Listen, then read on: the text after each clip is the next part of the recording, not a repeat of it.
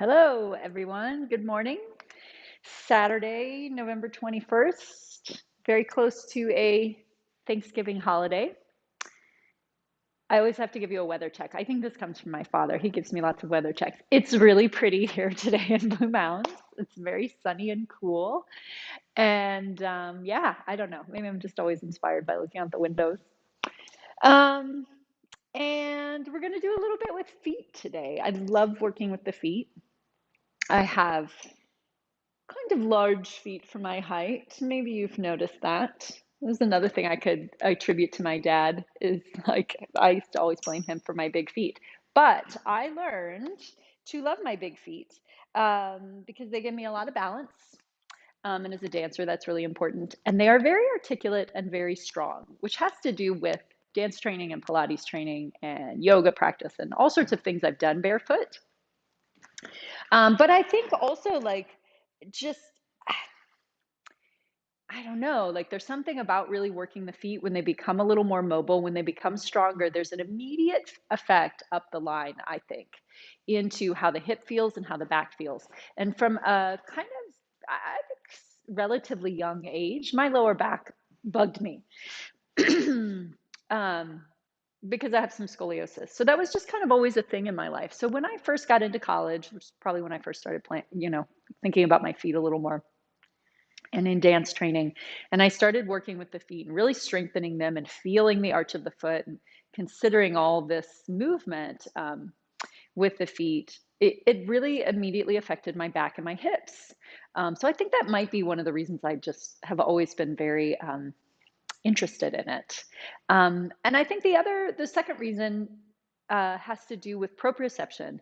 There's a lot of nerve endings in the feet. Um, and the more you work those joints and muscles and like maybe spend time barefoot and letting the foot move a little more, the more you get sensory feedback, um, subtle and gross. Like I think some of that sensory feedback doesn't necessarily come into your mind and you make active judgments about it.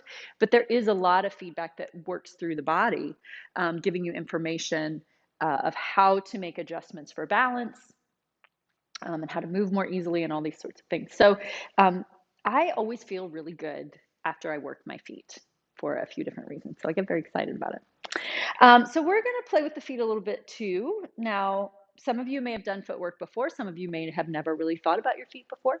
Either way, it's good. We're going to play around with it and take a look at them. So I mentioned in the title before we started to grab some sort of chair or stool. I think a firm surface is good so you're not like sinking down into a couch and your knees aren't like way up here as you're sitting. You want to be able, so I think like a kitchen chair, kitchen table chair or stool or something like that is good. And your knees about in line with your hips, not like way higher or way lower than that, somewhere in that range. And then I'm sitting way at the front edge of my stool. And so the other reason that like kind of a firm surface is nice is then I can really feel my sits bones, aka my ischial tuberosities, aka my butt bones, however you think of those bones, those very bony right and left prominence that you can feel. And so finding that sense of sitting right on my sits bones, or maybe even towards kind of the front edge of those sits bones, that puts a little more emphasis into my feet and it lines up my spine a little better. And hopefully it gets my hips to let go a little bit more. Now that varies how that feels, but find the place where it feels like it's not too much in your hips. You have a sense of being on top of those bones. And then you have a real sense of like your feet in the floor. They can be really grounded in the floor. And then we're going to start with this series that I like to call the foot action series. We're going to go through some foot actions. So the first one is probably pretty familiar, and it's basically the action of flexing and pointing the foot. And we're going to do that by lifting the heel. Let's go 1 foot at a time. Lifting your heel up, not as high as possible. So it just kind of pushes in the ankle. Not exactly what we want, but just like halfway up. Lower it down and then go the other way. Lift the ball of the foot and the toes so you're on your heel and take it down. You might have to like walk your foot a little forward to feel that action right there. I needed to do that. And so take that a couple times on one foot, about halfway up with the heel, and then rocking to the heel, lifting the ball of the foot. And as your heel comes up, you can even look down at your toes. Can you spread your toes out on the floor instead of bunching them up? And again, we all look a little different, right? Your feet may or may not spread in the same way mine do. You might have one or two that like bunch, but they're mine bunched a little bit too. So mostly just paying attention. Can you look at those toes and let them spread out and feel the ball of the foot spreading out as your heel comes up? Sometimes I think about using the ball of the foot to like push a button.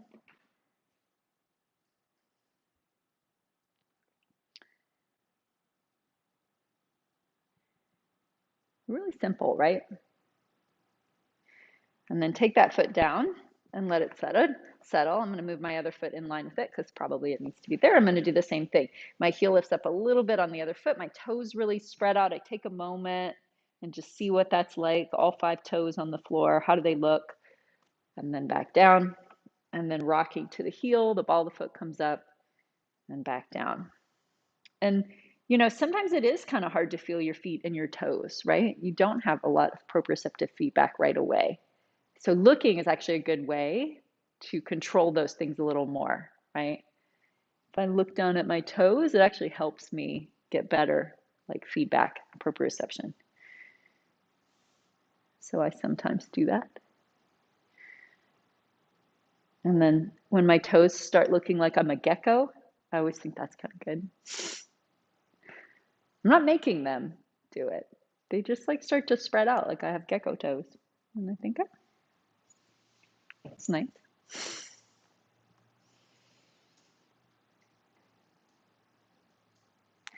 And one more time, back and forth on the left foot.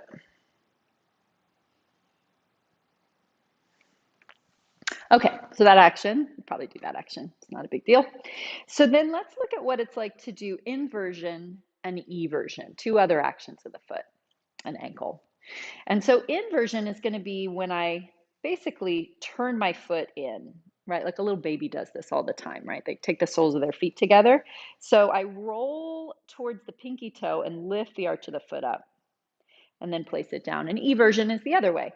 I make my grounded point the big toe side and the inside edge of the heel, and the pinky toe side comes up. Now, the way I make sure this is actually inversion and eversion is I don't let my knee move. So really commonly when you first do this, the knee goes in as the foot comes up, the knee goes out as the inside of the foot comes up. Now that's not terrible, but that's my hip joint, right? I might be getting like both my hip joint and my foot and ankle. I want to see if I can isolate just the foot and ankle. So I'm going to try to leave my knee in place. I often put my hand there to remind me, and then see what can I do back and forth. And all the time when I do this in the studio with different clients, they look at me and they're like, my foot's not moving at all in this direction. Like your foot's moving so much. So I often like to say I have a very mobile foot, and I've been doing this for 25 years. So you put both of those things together and my foot may be moving way more than yours is. Doesn't really matter.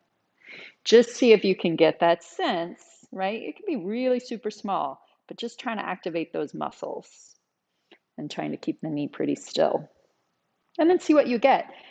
I get muscles in the arch of my foot working. I get muscles in the outside of the shin working. I get some muscles in the calf working. I feel like all my toes spreading out, all sorts of stuff like that. So foot and lower leg, that's what we're going for. And then let's switch to the other foot. Hand on your knee. Roll towards the pinky toe side. That's your inversion. The arch is really having to lift up there. And then eversion, roll towards the big toe side. This is when I really feel that like fibularis, those muscles through there on the outer part of the shin.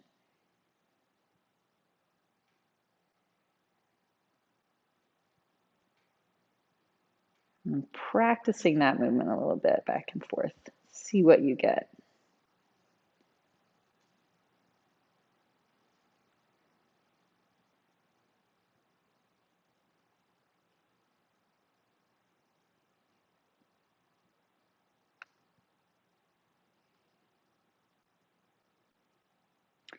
And then both feet down again.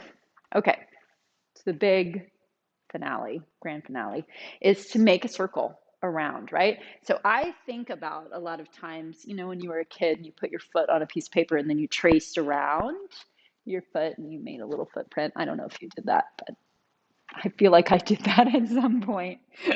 Turkey, people do it with their hands to make little turkeys. So I think about like making that trace with my foot, right? Like my foot is going to go around that traced line and I'm going to do all those actions we just did. So I'm going to lift my heel. I've got the toes down. Then I'm going to roll towards the outside edge. So there's my inversion. Then I'm going to lift the ball of the foot, so only the heel is down.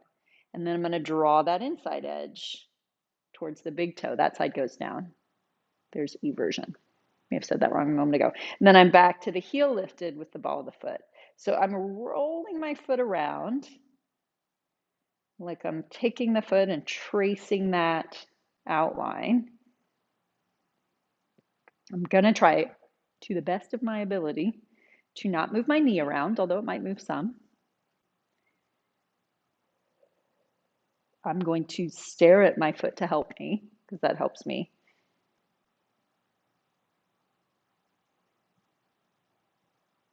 And then try the other direction. So I'm on the heel of my foot. I'm going to take the outside edge down, the ball of the foot down, and then roll to the inside.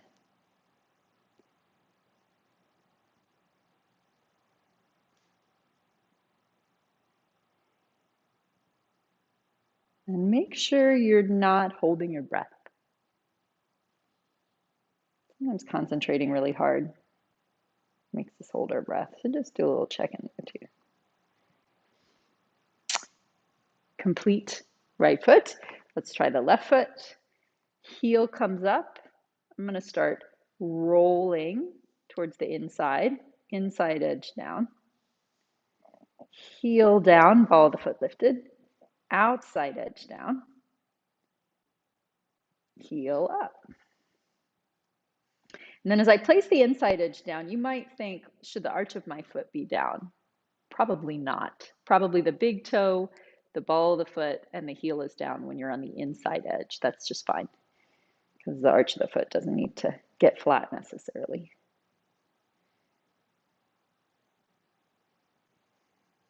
Might depend on the shape of your foot, what you feel. You know, it's not necessarily desirable to try and get that arch down. Let's go the other way.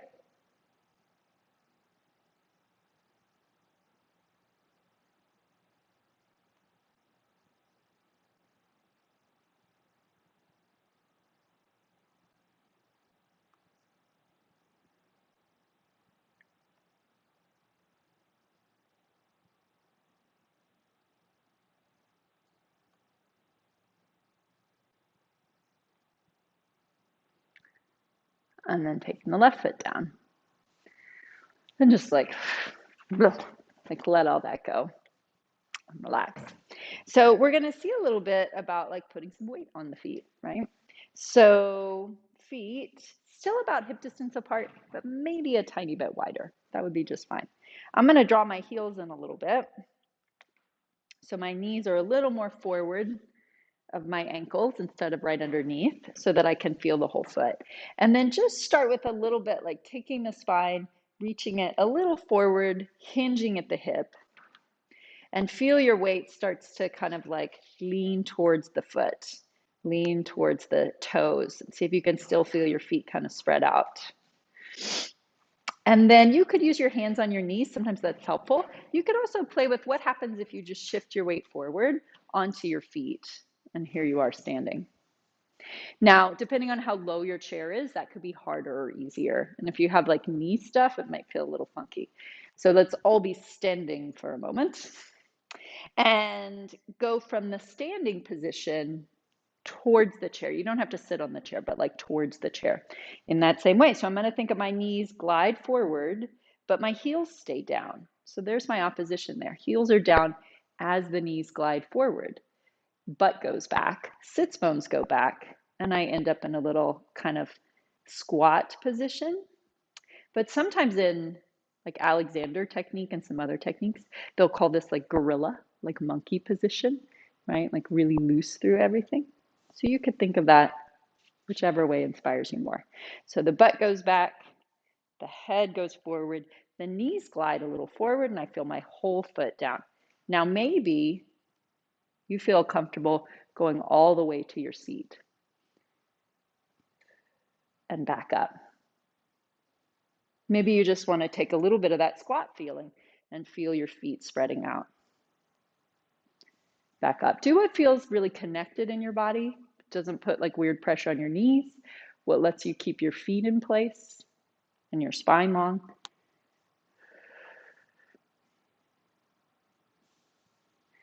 Maintain your gorilla posture. I like thinking of myself as a gorilla.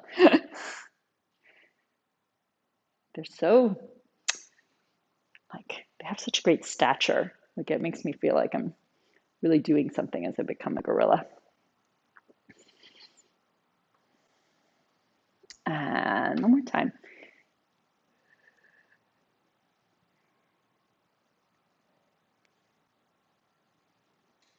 And back up. So that right there, working with that idea,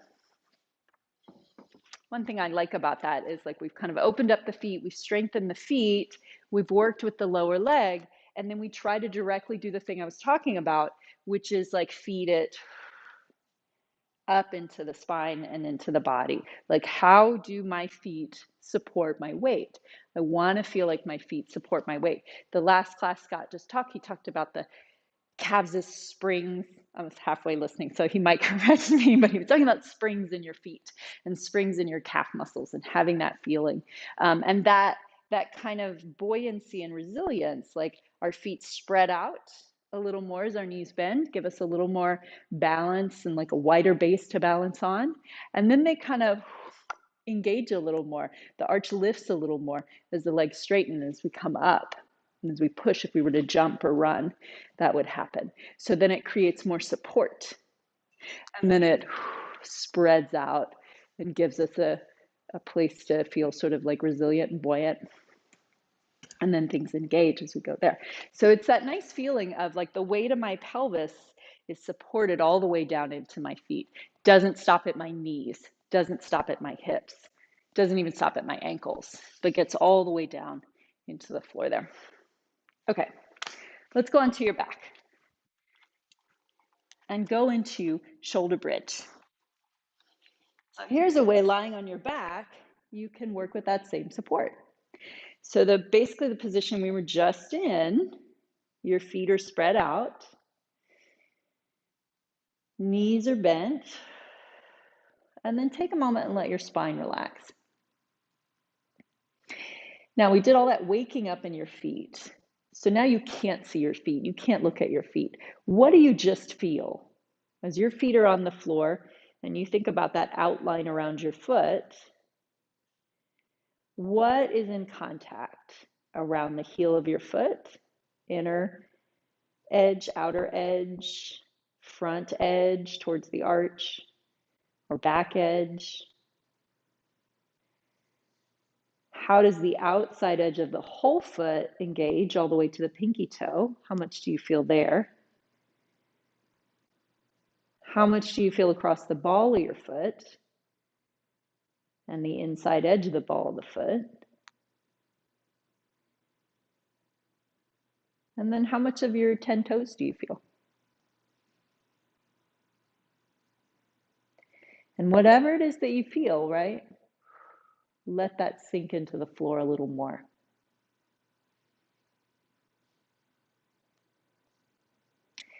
And Scott, a long time ago when I first met him, used to use this image all the time of 2 bathroom scales under your feet, which I just thought was so nice. I'm going to use it now. I don't know if he still uses it. But imagining you have these 2 bathroom scales under your feet and you add 5 pounds of pressure into those scales. You just push a little bit down into it. And you watch the needle move. Back when there were needles on scales. And then a little more pressure, right? 6 pounds of pressure, 7 pounds of pressure. You start to roll your pelvis up and you keep that pressure down into those bathroom scales. as you roll your pelvis up towards the ceiling. And each foot trying to evenly press down. And as you come down, keep that pressure rolling through your spine.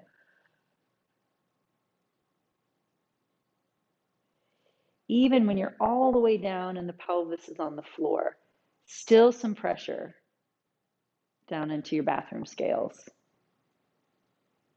And then at the very end, let it go. So let's take that a couple times. Find your pressure, whole foot, press down a little more through the feet, feel the pelvis start to lift and roll up. Feel the weight even more. The knees are going to glide forward just like we did standing. They move forward towards the wall in front of you, over your toes, as the pelvis comes up.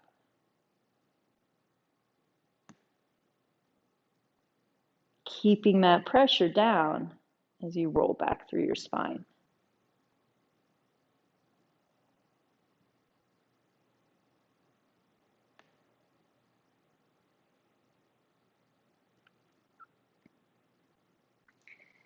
And then let it go at the very end. One more time, pressing down. Now you might hit a point where you get just a little ways up and you start to lose the pressure down through your feet. Hang out there. Think of the knees gliding forward. Think of the lower back lengthening a little bit, releasing a little bit to open up, and see if you can make the downward pressure of the feet be what floats your pelvis up.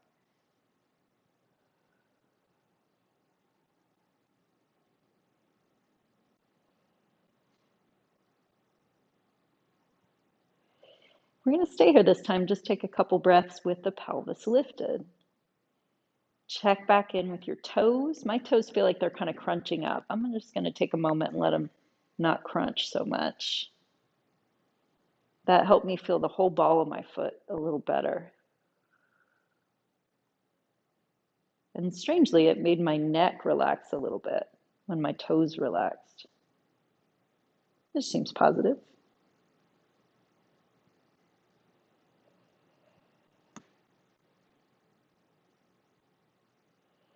And then I just found my heels a little more, which made my pelvis come up a little higher.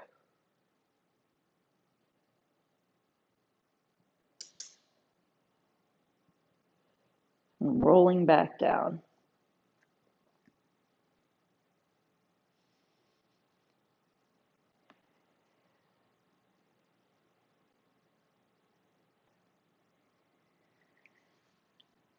And then letting your pelvis settle on the floor.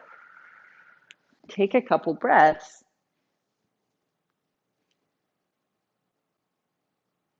Feeling the spine really settle.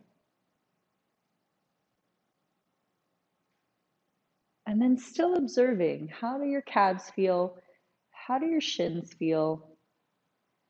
Sometimes I think of like the front of the shins releasing down towards the front of the ankle and just kind of pouring down into the ball of the foot.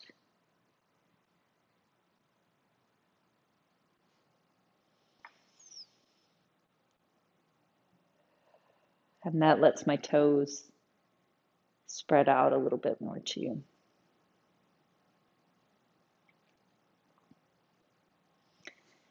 Now let's take your hands behind your head. And with this nice grounded lower leg and foot,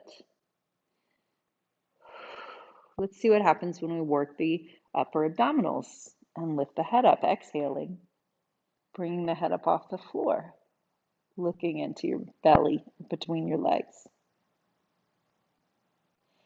and then lowering back down. Now just observe this time. Feel how your feet are connected into the floor. Now you're not trying to push them down right now. You're just letting them really be grounded. And just observe what happens as your head comes up. Do your feet change? Do they feel a little different? Do they lift up? Do your calves tighten? Do they release a little more? Do they feel more grounded?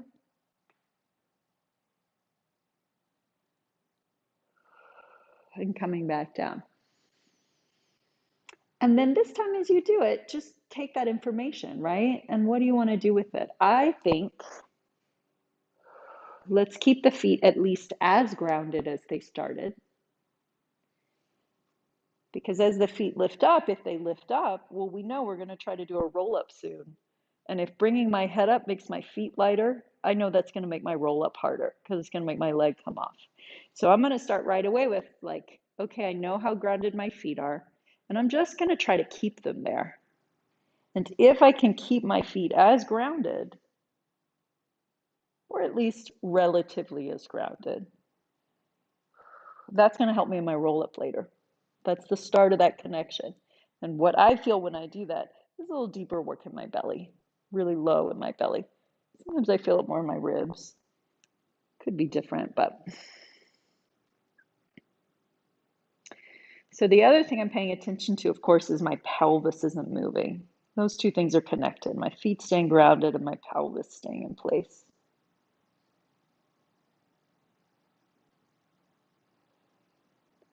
A couple more.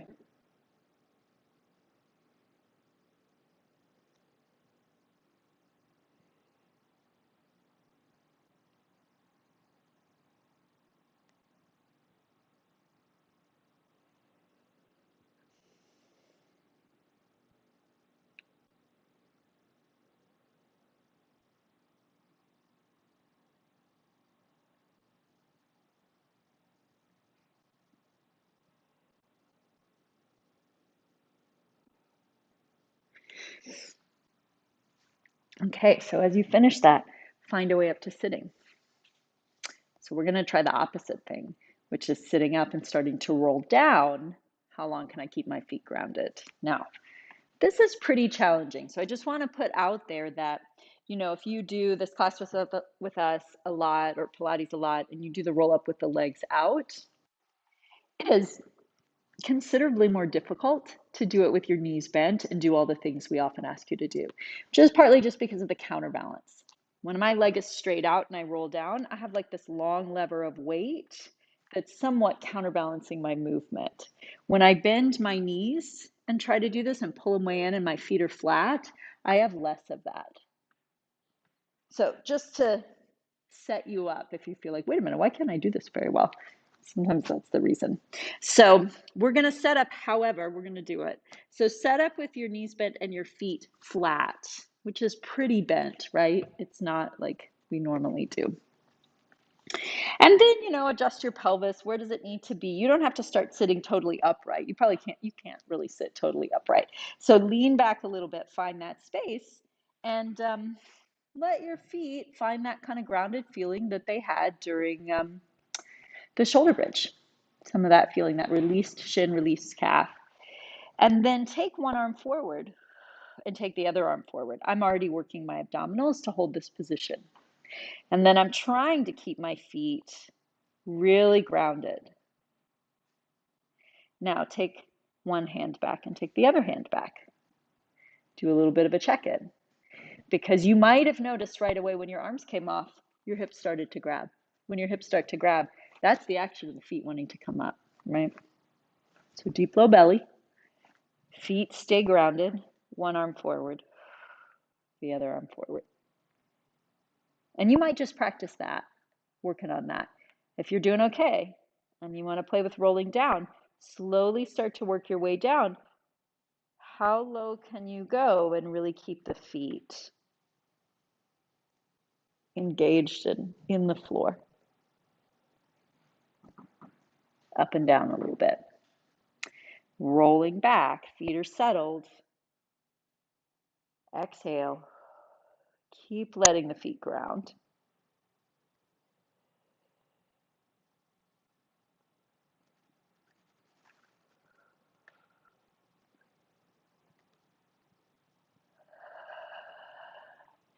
Coming back up. If you're still kind of struggling with this, you could play with it one leg at a time. You could take one leg out, leave the other knee bent, and then just kind of test like, oh, how does that one foot do it? Can I keep that one foot in place?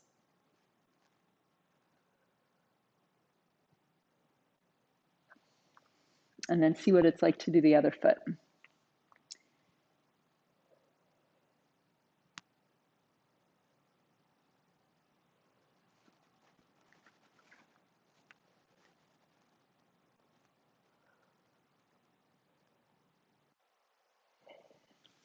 Yeah, it's interesting. Maybe it's a little thing you want to work on your own this week. Play around and give yourself some feedback that way. So I see a very tall man coming towards me. I think he's ready to do some movement lab now. We're going to switch that over.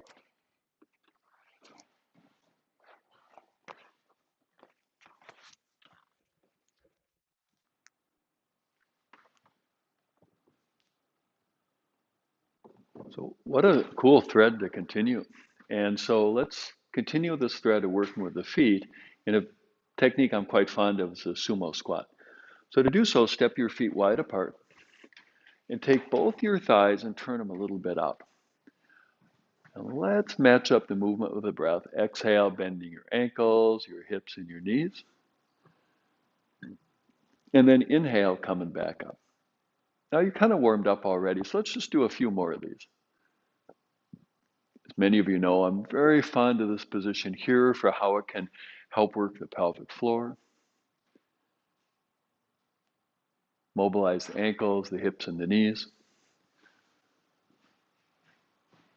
Next time you're in that triple flex position, let's pause there and we'll work now primarily the feet to maintain this thread. Bring your hands into the prayer position. That can help you keep your chest open. And then lift both your heels a little bit up.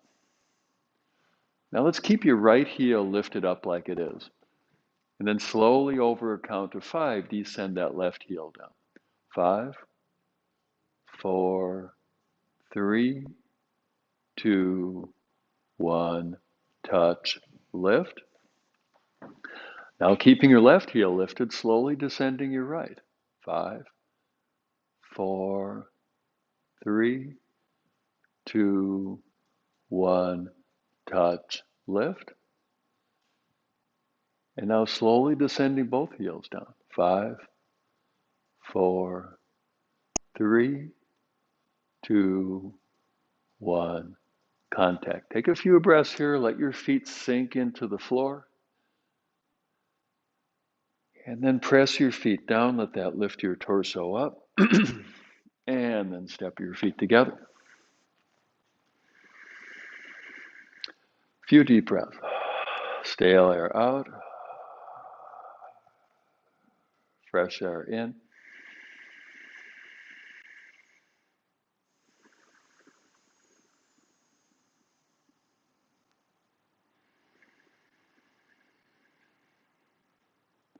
All right. So remember that series that you did with Collette a little bit earlier when you were seated?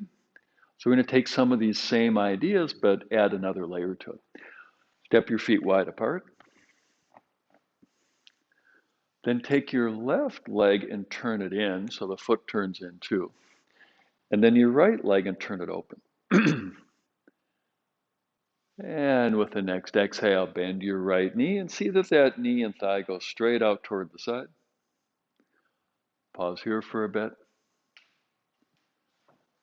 And then with the next out breath, tip your hips and let your whole torso follow.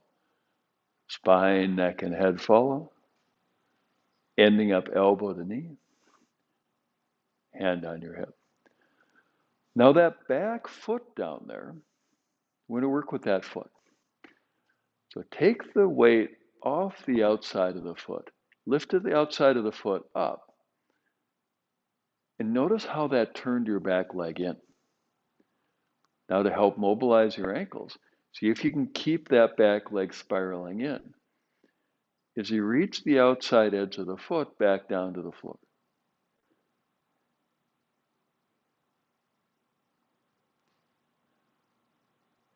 And we'll take a few breaths here. Outside edge of the foot rooting down, connecting to the floor. At the same time as your back thigh rolls in. Reaching out through the crown of your head. Stale air out. Ride the inhale up. and turning back to the front. So we could spend the rest of the morning talking about the various sinew meridians and how your feet, ankles, shins connect all the way up into your neck and jaw. Suffice it to say, this technique right here is a really effective way to help free up your neck. Let's take a look at it second side. Turn your right foot in, left foot out. Fill your back ribs with your inhale. Then exhale, bend your knee. Pause here for the in-breath. Exhale, tip your hips. Elbow on the knee, hand on your hip. So now we're going to turn our attention to that back foot, right foot. So bring the weight to the big toe side of the foot to lift the outside edge of the little toe side of the foot up. Remember what that was called? Inversion or eversion. So whatever we're going to call it, keep that back leg rotating in. And now to release your lateral sinew meridian, reach the outside edge of your foot down, keeping the back leg spiraling in. You can probably see I'm holding my thigh as a reminder. Then once you feel the outside edge of the foot rooted, connected to the ground, stretch out through the crown of your head. Couple breaths here.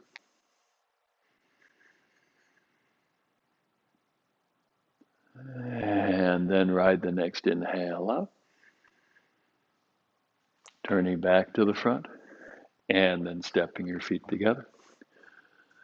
So continuing the thread of working with the feet, we're going to work toward head down dog position.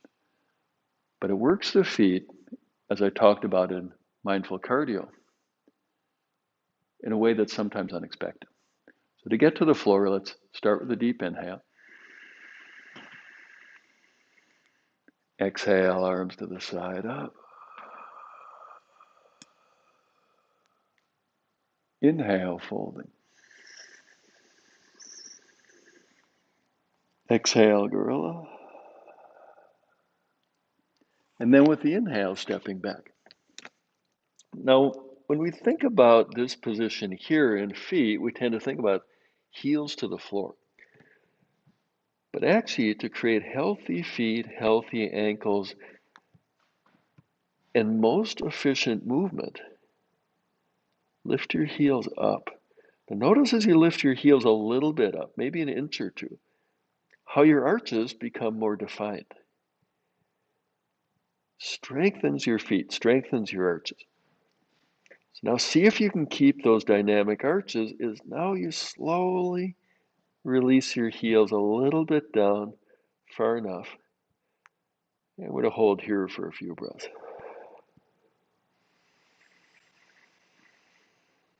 We'll take a few more breaths here, hopefully softening the pernicious, persistent myth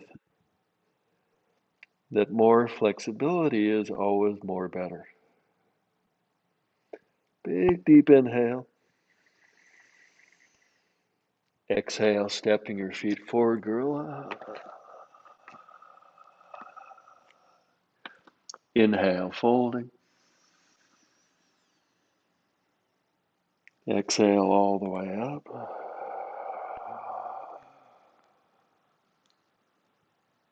Inhale, arms down. So now we're going to work with the feet in a little different way, and this is not something I teach all that often. So if you've studied quite a bit with me, you want to listen really carefully. There's some maybe unexpected cues that are going to be forthcoming. Start by stepping your feet wide apart. Nothing too unusual there, is there?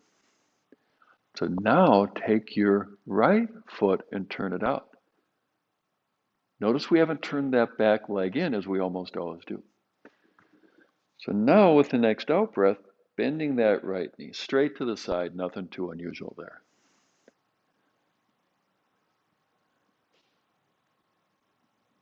Now with the next out breath, Tip your torso. Pelvis initiates spine, neck, and head fall. But this time instead of elbow to knee, hand on the knee, hand on the hip. So here's where it gets a little bit more unusual.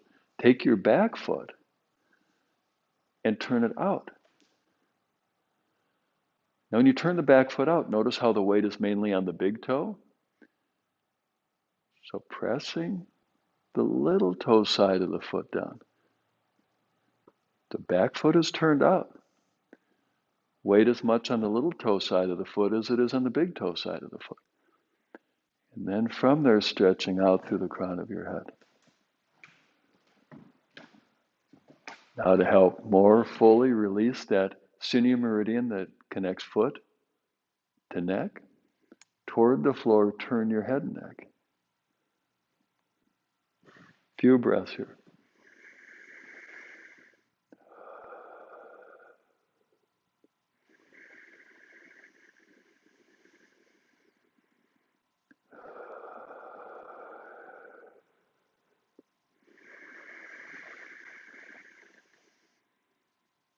And then rise up with the next inhale. And turn both feet back to the front. A few breaths here. Now we're going to leave right foot where it is. Turn your left foot out. Then slowly bending that knee, taking it to the side.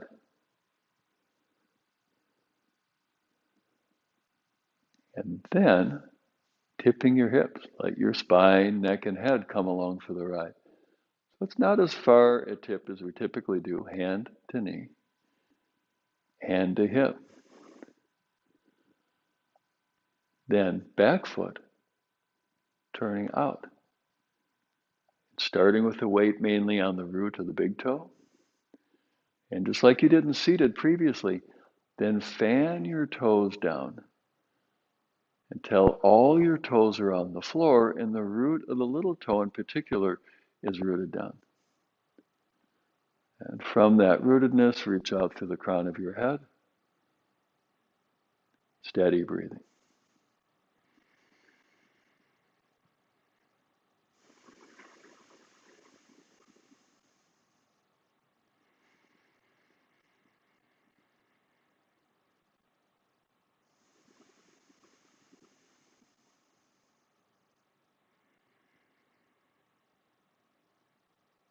And then ride the next inhale up. Turning back to the front.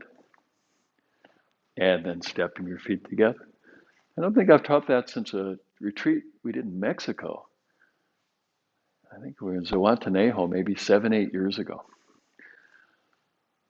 So kind of a nice technique to help release the psoas muscle. Let's make our way back to head down dog again. Direct the inhale into your upper back. Exhale, arms to the side, up. Inhale, folding. Exhale, gorilla. Inhale, stepping back. And here we are in dog pose. A dog pose, it can be really tempting to jam your heels down. And then your arches collapse, overstretch the calf. Not so beneficial. So take the front of your foot and press it down. Let that forefoot press down, lift your heels up.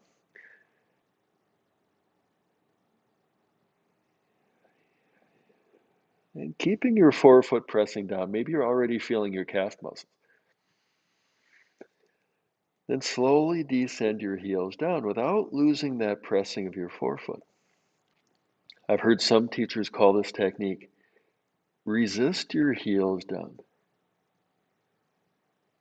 And then we're going to hold here for kind of 5, 4, 3, 2, 1. And then coming down to your knees. So now, coming into seated, so very similar to what you did before, and having your knees bent, your feet flat upon the floor. Then either your hands catch your knees, or if you have long arms, catch your knees with your elbows. Lift your forefoot up, and then stretch the front of your foot down to place the root of your big toe down.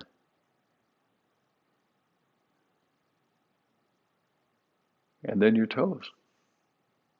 Every last one of them.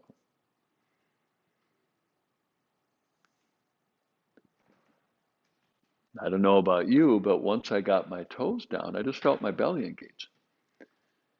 And then use that tone in your belly to provide the lift for your head. Lengthen your spine. And we'll take a few breaths here.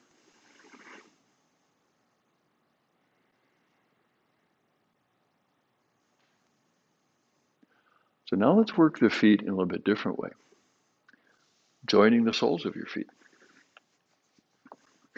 So with the feet joined, bring your hands back behind you and let your feet open up like you're reading a book. Reading your soul. Sounds dramatic, doesn't it? Now, what I feel in my body, and it may be similar, may be different for you, is when I open my feet like this, my knees tend to go out toward the side. Also a little bit down toward the floor. So see if you can keep your legs where they are. Keep the outsides of your feet touching as you slowly bring your feet flat against each other.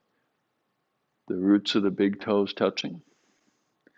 And this is a hard one for me. Maybe it comes easier for you. See if you can touch your toes together. And we'll take a few breaths here. And as you take these few breaths here, noticing, is this something that you primarily feel in your feet, joining your soles, toes included? Or do you feel this somewhere else in your body? This is an example of how interconnected the feet are with the whole of your body. And then releasing that contact, lifting your knees up, and coming back to our starting point, knees bent, feet flat upon the floor.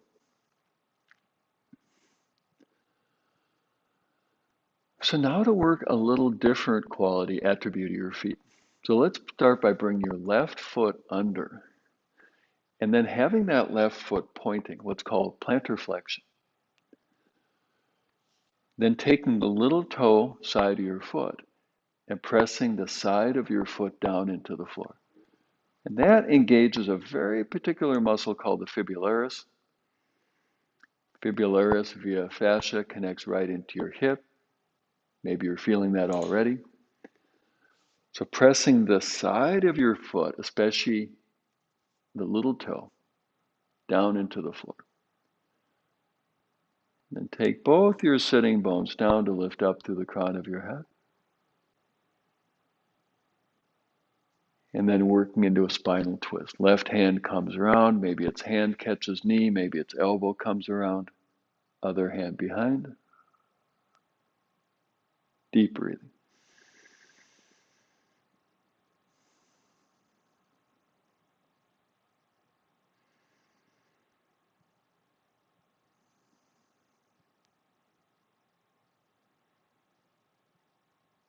One more full breath here.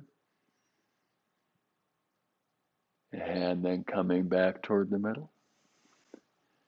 And both your feet forward. So taking your whole foot, pressing it down, roots of the big toes, pads of the toes. Either hands or elbows catch the knees. Downward flow of energy creates upward flow of energy. And then now the second side. So that's going to be your right foot comes under. Have your foot pointed, what's called plantar flexion. Maintaining that plantar flexion as you press the outside edge of the foot into the floor. My old teacher, B.K.S. Iyengar, he called this cut the side of your foot into the floor. Kind of a martial term, but pretty effective, isn't it? As you press the outside edge of the foot into the floor, now your right hand comes across, maybe hand catches, maybe elbow catches. And deep breathing.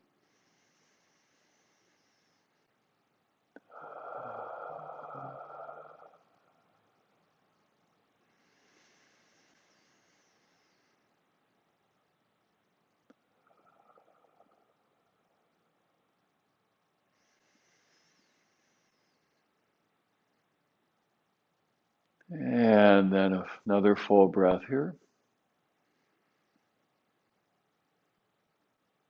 And then turning back toward the middle.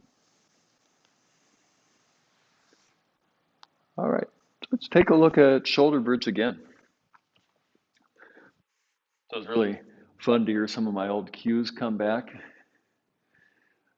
That image of having bathroom scales under your feet.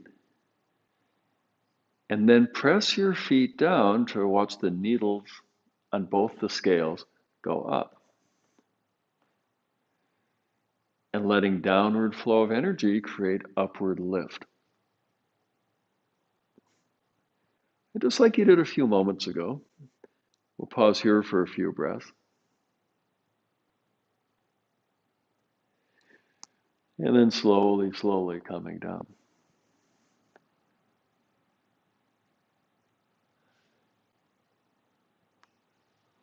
So let's try that again.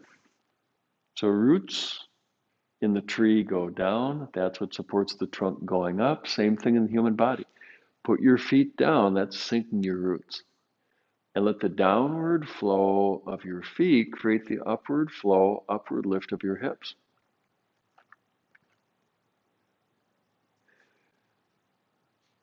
Now to return to something we looked at in dog pose. Take your forefoot down and let that downward flow lift your heels up. And now that your heel's a little bit up, notice how your hips can now come higher up. Then keeping that lift of your hips, resist your heels down. Remember how we did that in dog pose? Slowly, slowly resist your heels down. And we'll take a few breaths here.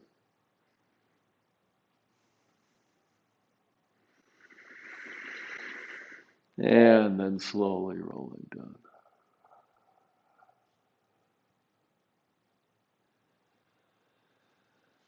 And then relaxing on your back. You could keep your knees bent if that's more comfortable for you. You could outstretch your legs if you prefer that. So whether your knees are straight or bent, if you feel comfortable doing so, close your eyes.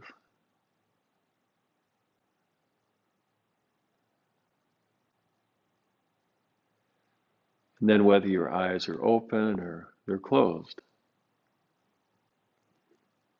In general, we tend to live in our heads. So today's session, an invitation to fully inhabit your feet.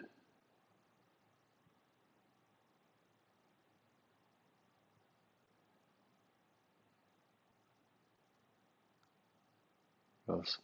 In the sciences, we really don't have a solid sense of where consciousness comes from. And we tend to default to think that our self is in our brain. But yet we know is that various surgeries, procedures that may damage or remove various parts of the brain, generally the I remains, the sense of identity. So all this to say is we tend to assume that we are our brain.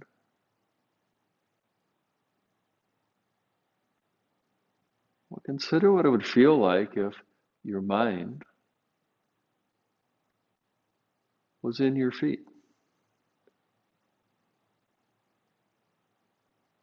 What would that feel like in your body?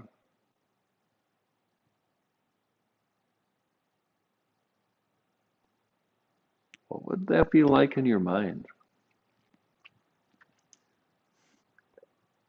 To not just inhabit your feet,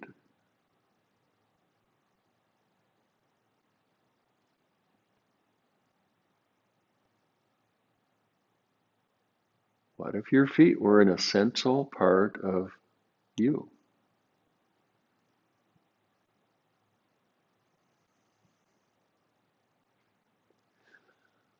So with this invitation, we'll take the next minute quietly to not just pay a visit to your feet, but to really drop into them, inhabit them.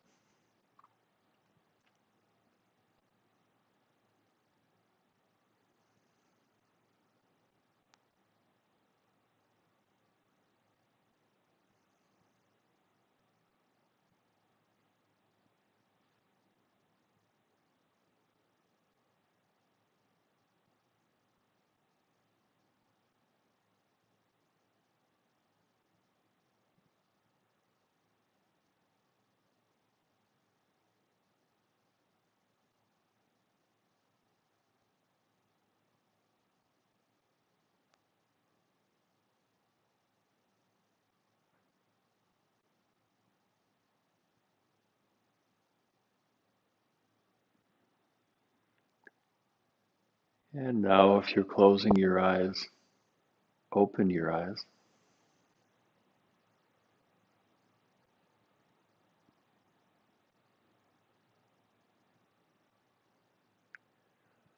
Then, as you feel ready, roll to your side.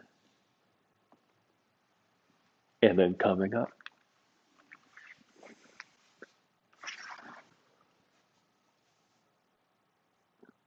Thank you so much for joining us, for coming together today. Any questions, comments in the chat? Doesn't look like it today. If you're so inclined, Collette and I, in about 15 minutes, are going to be doing a free webinar on meditation and the body, and embodied meditation and meditative movement. And hopefully you can join us. I think the link is in the chat for that. I'll send an email. They need to email at this point. Okay. And so in emails will be how we send out that information, starting soon, 15 minutes from now. Thanks so much for coming by, and let's do this again really soon. Bye-bye.